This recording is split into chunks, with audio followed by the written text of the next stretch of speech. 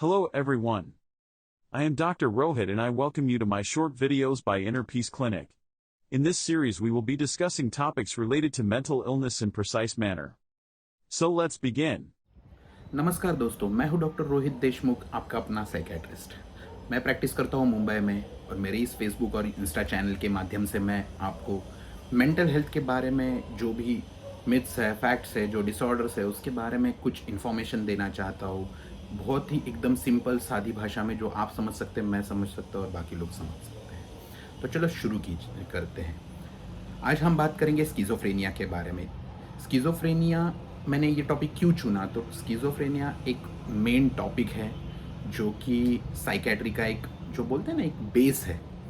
क्योंकि साइकेट्री या साइकेट्रिस्ट या साइकेट्रिक पेशेंट को जिस तरीके से देखा जाता है उसमें स्किज़ोफ्रेनिया का बहुत बड़ा रोल होता है। क्योंकि बाहर लोग साइकेट्री पेशेंट को ऐसे देखते हैं कि जैसे पागल, उसको बोलते हैं कि आड़ी टेढ़ी हरकतें करता है, येड़े चाले करता है, बहुत ही बुरी तरीके से देखा जाता है। बट यही पेशेंट ज़्यादातर स्किज़ोफ्रेनिया के पेशेंट होते हैं और ये स्किज़ोफ्रेनिया एक बीमारी है, ना कि पागलपन। अभी होता ऐसा है ना कि अपने समाज में, खास करके इंडिया में, इन चीज़ों को बहुत ही अलग तरीके से देखा गया है।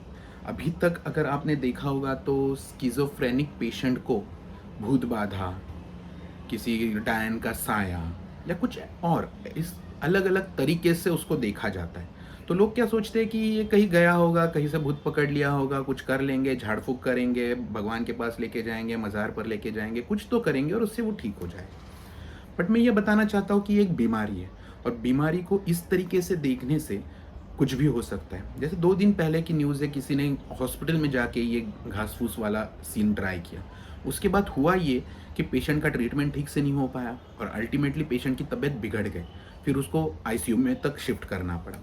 तो ये चीज़ें इस तरीके से देखना बहुत गलत है, इसलिए मैं चाहता हूँ कि आप लोग इसको समझें और मैं उसमें आपकी मदद कर सकूँ। बीइंग अ साइकेट्रिस्ट हमारा एक रेस्पॉन्सिबिलिटी हो जाती है कि समाज को इस तरीके से ये चीज़ें बताएं।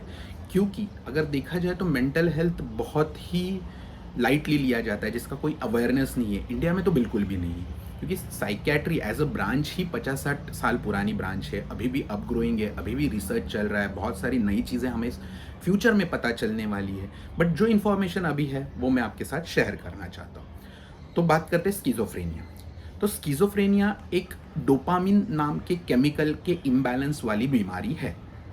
अभी दिमाग में कैसे है ना, अलग अलग सर्किट्स होते हैं, डोपामिन का सर्किट, सेरोटोनिन का सर्किट, नॉरएपिनेफ्रिन का सर्किट। तो अभी होता ऐसे है कि ये डोपामिन जो है ना, बहुत इंपॉर्टेंट केमिकल हो जाता है। क्योंकि डोपामिन बहुत सारी चीज़ें करता है अपने ब्रेन में, उसके बहुत सारे रोल है।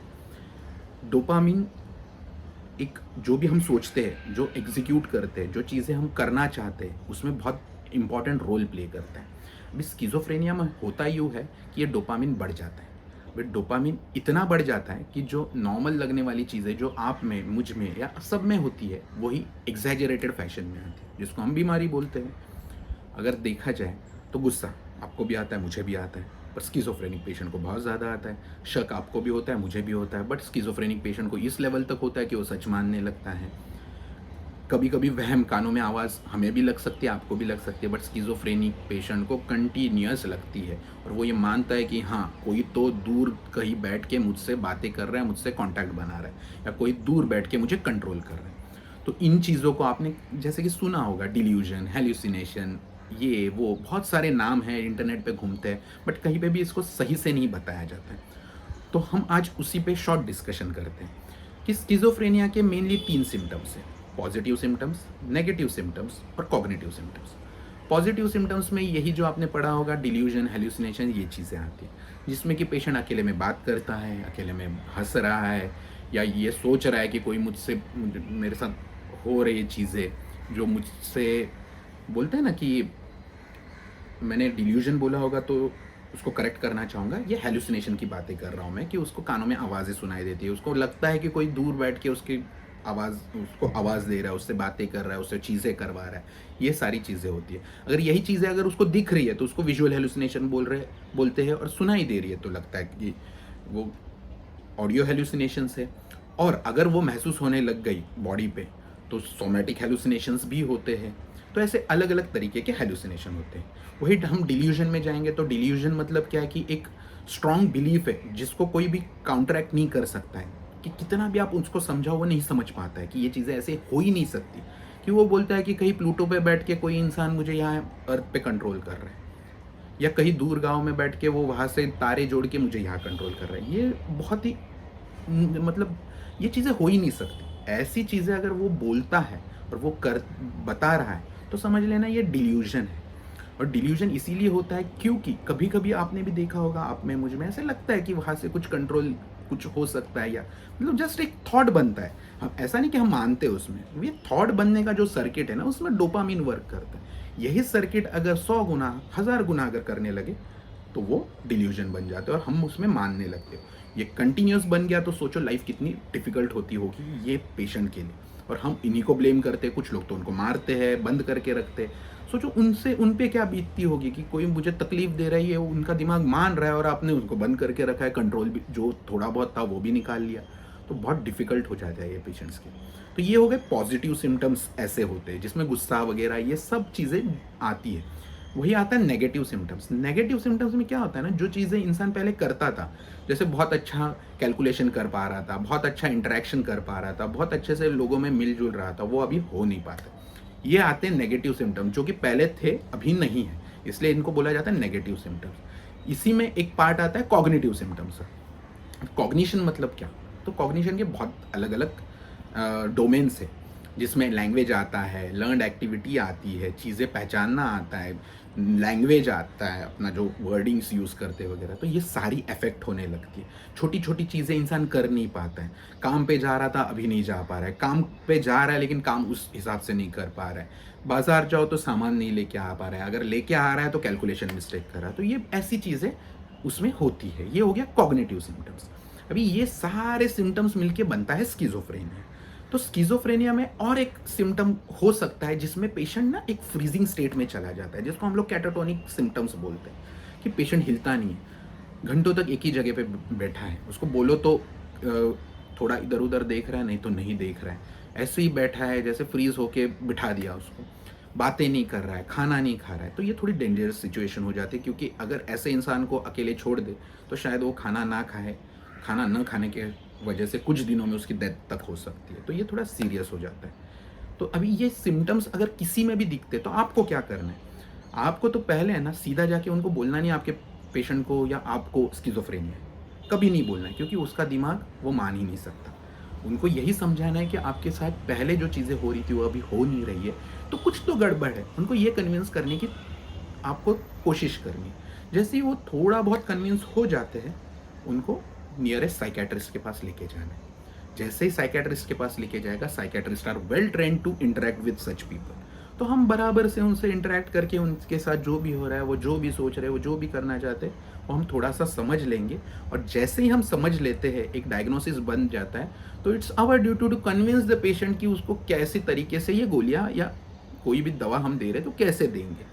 कोई पेशेंट को एडमिट करना पड़ सकता है, एडमिट किया तो टेंशन ही नहीं है, क्योंकि हमारी पूरी टीम होती है, हम बराबर से उसको मैनेज कर लेते हैं। बट अगर गोलियां देनी है तो गोलियों पे ध्यान घर वालों को रखना है, क्योंकि अगर घर वाले ध्यान नहीं रखेंगे तो ये पेशेंट गोलियां बहुत बार नहीं खाते, क्योंकि वो मानते ही नहीं मुझ में कोई बीमारी है। अगर जब मानेंगे नहीं तो गोलियां कहाँ से खाएंगे। तो स्टार्टिंग के कुछ दिनों में, मतलब 15 दिन, 20 दिन या 1 महीने तक आपको बहुत अच्छे से ध्यान रखना है कि गोलियां सही से जानी चाहिए, जो डोज में डॉक्टर ने लिखा है वो। अगर कोई साइड इफेक्ट दिखता है, जैसे पेशेंट ज़्यादा सोता है या कोई ऐसे साइड इफेक्ट जिसमें पेशेंट के हाथ काँप रहे हैं या पेशेंट एकदम से और ज़्यादा फ्रीज हो गया है, तो तुरंत डॉक्टर को बताएं, ना कि गोलियां रोक के घर पे ऐसे ही छोड़ देना, क्योंकि कंडीशन और बिगड़ सकती है। अभी कैसे है कि ये सब चीज़ें हम देते हैं तो गोलियों का असर आने में थोड़ा टाइम लगता है, क्योंकि ये गोलियां दिमाग पे काम करती है। कोई भी दिमाग पे काम करने वाली गोली हम एकदम से पेशेंट के ब्रेन पे बम्बार्ड नहीं कर सकते, क्योंकि अगर कोई साइड इफेक्ट आया तो वो भी उतनी ही तेज़ी से आएगा, उतना ही खराब आएगा।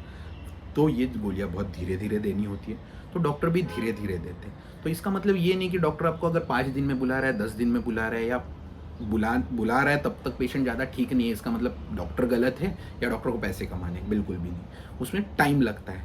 ये डॉक्टर की भी जिम्मेदारी हो जाती है कि आपको ये समझाना। ये समझने के बाद आपको जो फॉलोअप पे बुलाया है वो रेगुलर फॉलोअप रखना है और ये गोलियां देनी है। ये गोलियां क्या करती है ना, मोस्ट ऑफ द गोलियां ये जो हम देते हैं वो डोपामिन को कम करने का काम करती है स्किज़ोफ्रेनिया में।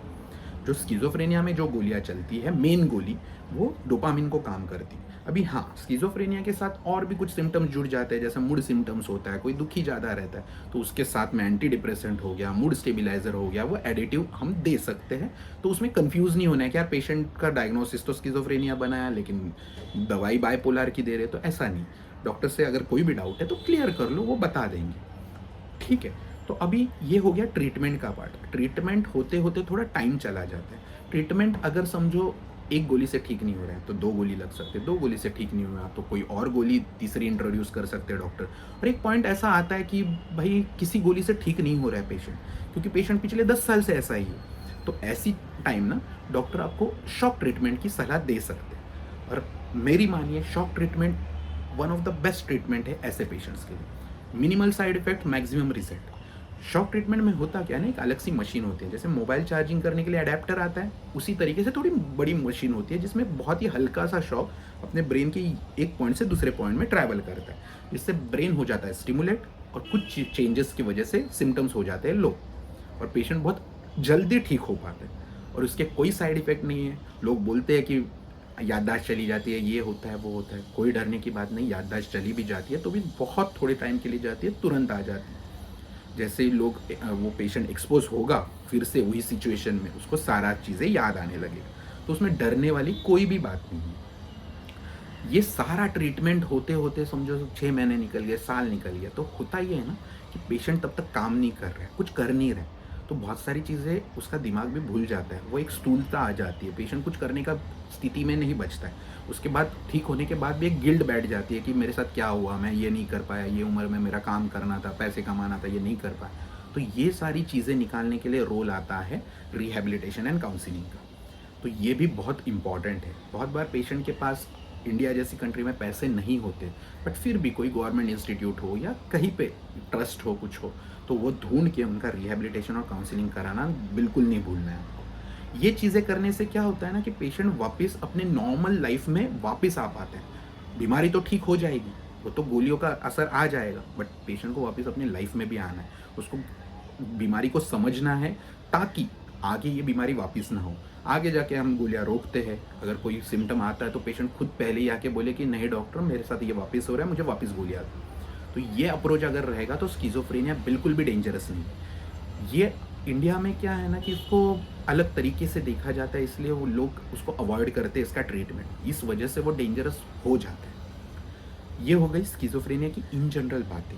अभी इसके बारे में आपको कुछ भी डाउट हो तो मेरा नंबर डिस्क्रिप्शन में यहाँ पे नीचे होगा, तो वो देख लेना, वहाँ पे आप कांटेक्ट कर सकते हो मैसेज थ्रू। प्लीज़ कॉल मत करना, नहीं तो बहुत सारे कॉल आ जाएंगे। तो मैसेज करना, जो भी डाउट हो कर देना, मैसेज में अपना नाम, आप कहाँ से हो ये लिख देना। इससे क्या होगा कि मैं जितने पॉसिबल डाउट्स है उतने क्लियर कर पाऊँगा। दूसरी बात, ये जो सीरीज़ मैंने शुरू की है वो कैसी सीरीज़ है, आपको कैसे लग रही है, प्लीज़ बताइए, ताकि मैं आगे उस टॉपिक्स पे बात कर सकूँगा। चाहिए तो कमेंट्स में आपके टॉपिक्स, जिस टॉपिक पे आप सुनना चाहते हो वो डाल दीजिए, जिसकी वजह से क्या होगा कि मुझे पता चलेगा कि सोसाइटी में कौन से टॉपिक पे लोग ज़्यादा जानना चाहते हैं। अभी मेरे लिए तो मैंने पढ़ाई इसमें की है तो सारे टॉपिक्स इंपॉर्टेंट है, पर हाँ, लोगों में कौन सी बीमारी है, लोग किस बीमारी के बारे में ज़्यादा सोच रहे हैं, ये मुझे समझ में आए। तो आप ये मुझे बताइए ताकि नेक्स्ट वीडियो में मैं उसको कवर कर सकूं।